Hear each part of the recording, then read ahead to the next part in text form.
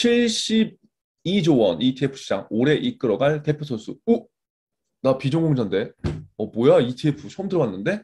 라는 친구들이 분명히 있을 거예요. 여러분, 금융권에 관심을 갖는 거는요. 가장 좋은 첫 번째 방법이 뭐냐면 돈에 대한 관심을 갖는 거예요. 재테크에. 그리고 그 재테크에 관심의 시작은요. 금융 상품이 될 수 있어요. 이해되시죠? 그래서 하다 보면 되게 재밌어요. 그러니까 제가 수업을 할 때도 학생들 이제 금융상품 PT 시키고 하거든요. 그냥 재밌어요. 몰랐던 거를 알아가는 게 재밌는 거죠. 그냥 막연하게 지금 지원농기가 나오지 않는다. 당연히 안 나오지. 지금 왜? 마음속에서 사실 안 올라오거든. 그 올라오지 않는 게 왜 안 올라오는 거냐? 내가 뭐 느껴보지 못했으니까. 그 왜 느껴보지 못했느냐? 경험하지 못했기 때문에. 왜 경험하지 않았느냐? 동기부여가 안 되니까. 왜 동기부여가 안 되느냐? 어, 내가 마땅히 그걸 해야 될 이유가 없거든. 지금 취준 졸업하고, 그렇게 하는 거니까 이해를 해주세요. 자, 첫 번째 기사부터 우리 숫자에 대한 감을 갖고 가자고요. 자, 뭐냐면 ETF 시장이 커요. 굉장히 큰데 ETF 규모가 어떻게 돼요? 72조 원. 아, 그러면 이것도 머릿속에 우리 갖고 있는 거죠. 그렇죠? 자, 제가 분명히 이번 주에 매식경 중에 2030 영끌 대출이 어느 정도 규모라고 했어요, 여러분? 어느 정도 규모라고 했어요? 500조 정도 된다고 했잖아요. 그렇죠? 500조 정도 돼요. 그러니까 그렇게 숫자를 우리가 하나씩 이걸 보면서 나한테 그 인지를 시키는 거예요. 그럼 뭐가 좋냐? 나중에 면접 가서 이렇게 객관적인 데이터들을 여러분들이 딱 여러분의 입에서 얘기하면 굉장히 신뢰감이 생겨요. 그러니까 억지로 외우진 말되 하루에 하나 정도의 기사 적용과 하루에 하나 정도의 숫자는 내가 머릿속에 기억하는 게 좋다. 이런 숫자를 풀어가는 거예요. 72조. 얼마예요? 72조. 굉장히 큰 시장이에요, ETF. 퀴즈 낼 겁니다. ETF 시장은 72조다. 자, ETF가 뭐냐? 여기 나와 있지만 상장 지수 펀드죠. 제가 영어 발음은 안 좋기 때문에 이거 익스체인지 트레이드 펀드예요. 그래서 상장 지수 펀드인데 이 상장지수 펀드가 제가 요거에 대한 설명이 더 없죠. 쉽게 얘기하면 주식과 펀드를 쫙 장점을 이렇게 딱 섞어 놓은 거예요. 되게 재밌는 상품이에요. 자, 그 상품 설명을 나중에 한번 해보도록 하고요. 자, 개미들은 ETF를 올 들어서만 2조 5천억치를 사들였대요. 우와, 대박. 2조 5천억? 최근 6개월간은 무려 7조 원 가까이 매수했대요. ETF에 투자된 전체 금액을 뜻하는 순자산 총액은요, 72조 원 순이래요. 그러니까 우리가 ETF를 몰라도 제가 지금 정리해드렸잖아요. 아, ETF는 주식과 펀드의 장점을 갖고 온 거구나. 자, 그런데 그 시장 규모가 약 70조 원 정도 되는구나. 세 번째, 뭘 할 수 있어요? ETF가 괜찮을 것 같구나. 왜? 자금이 많이 몰리니까. 자, 코로나19 사태 장기화와 러시아 이런 전쟁 등으로 증시 변동성이 이어지자 지금 변동성이 굉장히 큰 장이잖아요. 이러한 시장 상황이란 말이에요, 여러분. 지금 시장 환경은 이 시장 환경을 인지해야 됩니다. 지금 증시는 변동성이 큰 시장이다. 이러한 시장 상황에서 왜 ETF가 더 인기가 있느냐? 소액 분산 투자가 가능한 ETF 시장이 대안 투자처럼 떠오른다. 그러면 왜 소액 분산 투자가 되느냐? 소액 분산. 이게 뭐야? 소액으로 시작할 수 있어. 물론 제가 아까 얘기했잖아. 주식도 될 수 있고 주식과 펀드의 장점을 결합했다고 했는데 주식은 물론 우리가 소액 주주로 뭐 금액이 적은 그런 회사들 거 사면 되잖아요. 근데 유명한 것들은 비싸잖아요. 그렇죠? 펀드는 종목이 너무 이제 많고 수익이 그렇게 크게 또 안 된다는 또 뭐야 그런 이제 의식을 갖고 있잖아요. 의식을. 자, 그래서 이 소액 분산 투자라는 게 일차적으로 투자를 할 때 리스크가 많으면 안 되잖아요. 근데 변동성이 큰 장에서는 이 스펙트럼을 넓혀서 리스크를 낮게 하고 싶죠. 예를 들어서. 그러면 이제 그게 원하는 게 이제 분산 투자라는 거고 소액은 적은 금액으로도 이러한 시장에 참여할 수 있기 때문에 ETF가 지금 현 시장상에 좀 맞는 투자라고 생각하는 거예요. 왜냐면 자 보시면 이 초보 투자자들도 그래서 적극적으로 나타나고 있다. 왜? 소액 분산 투자가 가능하다. 뭐가? ETF가. 다시 한번 정리할 거예요. ETF는 익스체인지 트레이드 펀드인데 요거는 주식과 펀드의 장점을 좀 섞어놓은 거다. 자, 그런데 ETF 시장이 몇 조다? 72조. 여러분들한테 제가 전달하면서 저도 다 같이 또 공부하는 거예요. 이렇게 계속 반복해야 돼요. 여러분들 런닝머신 뛰다가 이걸 계속 반복해보는 거예요. 세 번째 그렇게 되는 거고요. 네 번째, 자 그럼 왜 ETF가 인기가 많냐? 지금 현재 시장 상황이 증시 변동성이 굉장히 큰 상황이다. 다섯 번째, 이러한 증시 변동성이 큰 상황에서는 뭐예요? 초보 투자자나 투자를 안 해본 사람들은 리스크를 조금 회피하고 평균 기대 수익보다 조금 더 많은 수익을 내려고 하는 그런 경향이 많을 텐데 거기에 딱 맞는 상품이 ETF이기 때문에 적극 투자를 하고 있는 상황입니다. 이거 지금 여러분 제가 면접의 구성들을 좀 얘기를 한 거예요. 예를 들어서 최근 지원자가 신문 기사에 관심 갖고 본 기사가 있나요? 라고 얘기했을 때 이 ETF 얘기하면 돼요, 안 돼요? 돼요.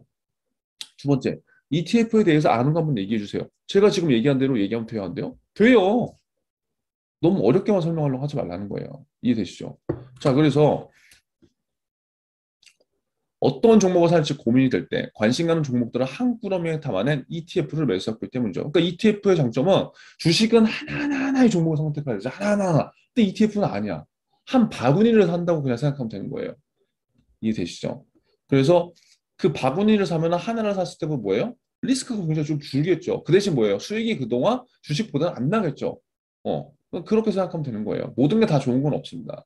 자, 자, ETF를 사기로 마음 먹었다고 해서 고민이 근데 싹 해결되는 건 아니래요. 왜? ETF 종류가 너무 많다. 몇 가지가. 자, 뭐냐?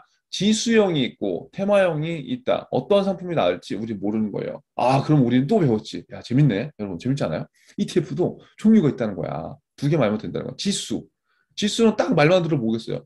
너 지금은 오늘은 어렵게 이해를 할 필요가 1도 없어요. 우리나라 것만 보는 거고 이제 해외 ETF도 있는데 우리나라 것만. 그러면 우리나라에서도 코스피 지수에 연동되는 ETF가 있을 거고 각 테마별 ETF가 있을 거라고. 이 테마별은 뭐냐? 우리 예를 들어서 우리 지금 각 기업들이 뭘 많이 ESG 많이 하잖아요. ESG 관련된 ETF 예를 들어서 이게 테마. 이렇게 생각하면 돼요. 이해되죠? 자, 그래서 ETF 관련된 거 지금 내가 비전공자야. 나 아무것도 몰라요. 정리되잖아요. 이것만 알고 여러분들 이 내용을 말만 전달하면요. 누가 뭐래도 여러분들은 잘하는 거예요. 걱정하지 마세요. 자, 그래서 이런 가운데 투자자들이 가려운 곳을 긁어줄 만한 영상들은 최근 소화됐다. 아, 이건 딱 이런 걸 보면 뭘 볼 수 있냐면, 이거는 광고성 기사다. 이런 건 광고성 기사다. 왜냐? 광고성 기사도 일단 우리는 일단 그 도움이 되기 때문에 보세요. NH투자증권이 유튜브를 공개한 웹세미나. 그러니까 결국 NH투자증권 들어가서 이거 보라는 거예요. 이해되시죠? 그러니까 신문을 많이 읽으면 이게 딱 보고 이게 진짜 정보만 전달하려고 하는 건지, 아니면 정보 플러스 광고를 하려고 하는 건지, 아니면 대놓고 광고를 하려고 하는 건지, 그게 이제 눈에 보여요. 근데 여러분들은 그냥 다 보세요. 뭐 광고 보면 어때요? 지금 우리는 배우는 단계인데. 이따 나중에 NH 투자증권 가서 요거 한번 보시면 되는 거죠. 이해되시겠죠? 자, 미래에셋 자산 운용은 전 세계적으로 인플레이션 흐름이 지속되고 있는 만큼 위험 회피 매력을 보유한 리츠 테마 추천했대요. 그러니까 잘 보세요. ETF 시장에서 지금 아까 지수형과 테마형이 있다고 했는데 그 지수형과 테마형 안으로 나누는 게 아니라 각 자산 운용사별로 또 ETF 전략이 다를 거잖아요. 이해되시죠? 지금 현재 ETF 시장, 이 상위 시장 말고 이 ETF에서도 종류가 아까 가지치기가 이제 된다고 했잖아요. 그럼 그 가지에서 각 기업들은 이 ETF를 자기네 회사께 좋다고 얘기를 해야 될 거잖아요. 그러니까 어떻게 했어요? 운영 전략이 달라지겠죠. 회사별로. 그럼 그거에 따라서 내가 그 ETF를 어떠한 기준으로 선택하느냐, 그것도 굉장히 중요한 거예요. 미래에서 자산 운용은 다시 한번 말씀드리지만 세계적으로 물가 상승이 지속되고 있는 만큼 위험 회피를 보유한 리스크 테마를 권유한다는 거예요. 이게 각 기업의 방향성이에요. 이게 기업 분석이에요. 산업의 흐름, 금융산업의 흐름 중에서 소비자들이 ETF 찾는 이유, 그 다음에 금융산업이 ETF 찾는 이유는 지금 명확합니다. 왜? 증시의 변동성이 커졌고 하이 리스크 하이 리턴을 피해서 초보자들도 투자가 가능한 ETF 시장에 누구나가 침투하기 좋은 시장이다. 그 시장은 고객들 입장에서는 리스크를 회피한다는 장점이 있고 수익을 그냥 펀드나 적금보다 기대 수익률이 높다는 장점이 있는 반면 각 기업들은 이러한 걸로 인해서 고객들의 자산을 받아들이며 뭐 박리담회식으로 예를 들어서 결국 금융기관은요 수수료 싸움이야. 수수료를 많이 받느냐 못 받느냐. 그럼 이렇게 해서 많은 사람들이 관심을 가지면 수수료가 그 금융기관으로 오겠죠. 근데 천편일률적으로 똑같이 자산운용사들이 운영 전략을 선택하는데 안 되죠. 왜? 뭔가 차별성이 있어야 되는 거죠. 그래서 자산운용사별로의 운영 전략과 어떤 목적에 따라서 그 기관의 자금이 많이 들어가고 들어가지 않는 이유가 이제 이런 거예요. 여러분 똑같은 펀드 상품이 있어요. 그걸 우리은행에서 파는 것과 국민은행에서 파는 거 다릅니다. 왜? 각 그 펀드를 은행에서 찍는 건 아니잖아요. 근데 목이 너무 아프네요. 은행에서 찍는 건 아닌데 각 기업이 갖고 있는 고유의 이미지들이 있어요. 우리가 생각하는 그거를 보고 이제 일반인들 선택을 하는 거예요. 자, 여기서 보면은 리츠 ETF는 오늘 또 알아둘 게 보다 리츠 ETF 나왔다. 리츠 ETF는 인기 부동산에 간접 투자하면서 안정적인 배당금도 받아내는 상품이다. 리츠가 해마다 대여섯 개씩 증시가 상장되고 있는 만큼 국내 상장 리츠 시장도 꾸준히 확대되고 있다. 자, 그럼 우리는 여기서 뭘 할 수 있어요? ETF 시작했지만, 어, 리츠? 이게 뭐야? 괜찮네. 리츠 ETF는 뭐예요? 인기 부동산에 간접 투자를 한다는 거죠. 자, 그럼 부동산을 직접 투자할 수도 있죠. 왜 간접 투자해요? 지금 시장 상황상 부동산을 더 투자하면 세금 내 문제가 있을 수도 있잖아요. 예를 들어 자산가들 같은 경우에는. 그렇죠? 그럼 그런 사람들이 욕심 없이 할 수 있는 거예요. 그리고 거기에 안정적으로 꾸준하게 배당금도 나와. 좋죠. 나쁘지 않죠.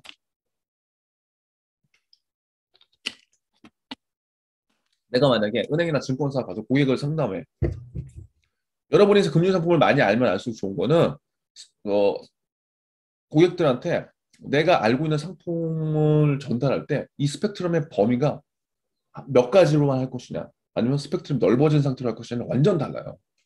대부분 잘 보시면 보험회사에서 보험 상품을 파시는 분들은 보험 얘기밖에 안 해요.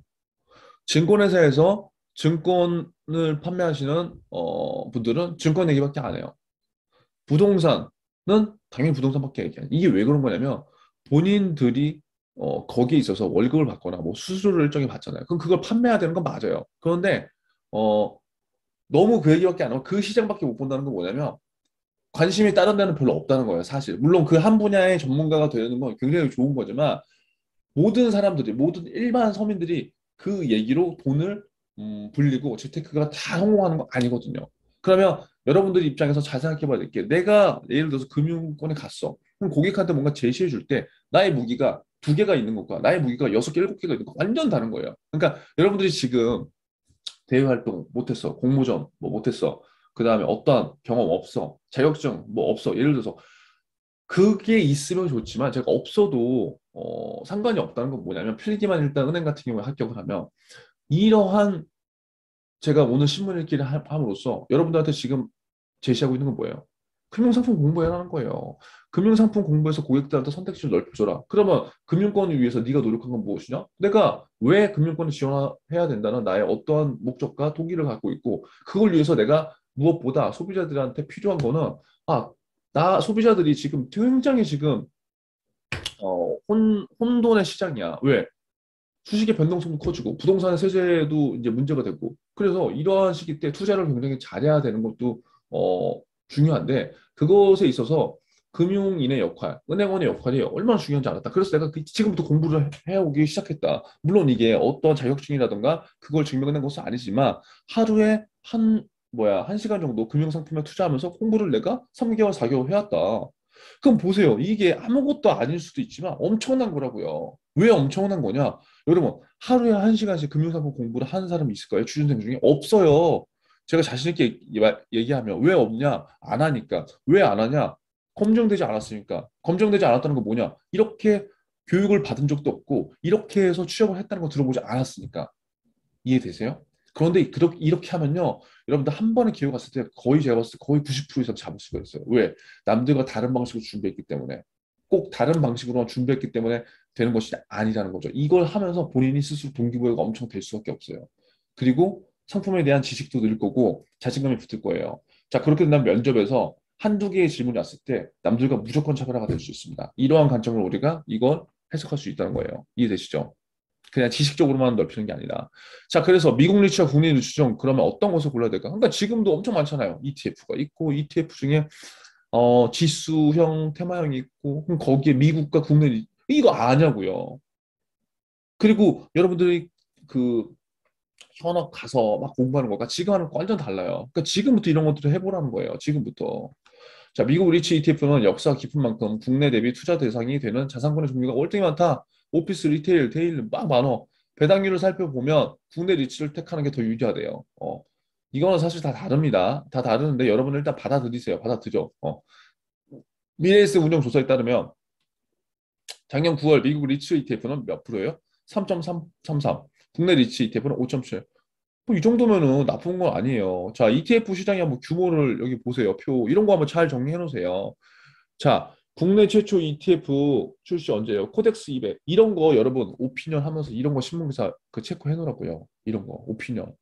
이런 거는 나중에 활용하기 굉장히 좋아요. 나중에 여러분들이 현업에 가서 고객들 상담 간에 이러한 객관적인 내용을 갖는 표는 굉장히 좋습니다. 이건 출력해 놓으세요. 오피니언 꼭이요. 지금 매식경 4기 어제 마친 친구들도 오늘 만약에 들어왔으면 이런 거는 스크랩 꼭 해놓으세요. 그래서 시장 규모를 보세요. 와, 3천억? 3천억에서 시작한 거예요? 와, 이렇게 시작했는데 지금 2002년 우리 월드컵 할 때 이거였죠. 와, 이 보세요. 엄청나게 지금 성장했잖아요. 그럼 그만큼 많은 사람들이 하고 있다는 거예요. 요 표 하나로도 한 시간 얘기할 수 있을 것 같아요. 근데 오늘 시간이 없기 때문에 여기까지만 해도 여러분 대략 그 이해가 되죠. 자, 그래서 뭐 미래에셋 자산운용 ETF 마케팅 팀장은 우리나라 리츠 시장은 이제 막 성장을 본격화하는 단계. 이런 상황에서 투자자들이 껴할 수 있는 장점이 많다. 배당금을 중시하는 투자자들은 국내 리츠. 이걸 한번 기억해 보는 거예요. 아, 리츠 조금 더 많지만 배당금을 안정적인 걸 원한다? 그러면 해외보다 국내로 일단은 생각하자. 그렇게 내가 습득을 하는 거죠. 이게 여러분 아닌 케이스도 분명히 있어요. 케바케이기 때문에. 근데 우리는 처음부터 받아들이자는 거예요. 자, 근데 삼성은 뭐라고 했냐? 삼성은 또 미국 대표 지수를 수정한 상품 추천했대요. 이유가 달라. 이거 읽어보세요. 이러한 방식으로 가는 겁니다, 여러분. 똑같은 리츠가 있더라도 해석을 하고 각 상품별로 이게 기업 입장인 거예요. 미래에셋에서는 이걸 아까 그 뭘 강조했어요? 국내를 강조한 거고 삼성 자산운용은 미국 대표 지수를 또 투자하는 걸로 강조한 거고 그렇죠? 다 다르잖아요. 그럼 왜 다른지를 생각해 봐야죠. 남의 의견을 일단 받아들이는 것부터 시작이라고요. 정리해서 매시경 오늘 댓글 남겨보세요. 이 영상 아시겠죠? 이거 쭉 한번 읽어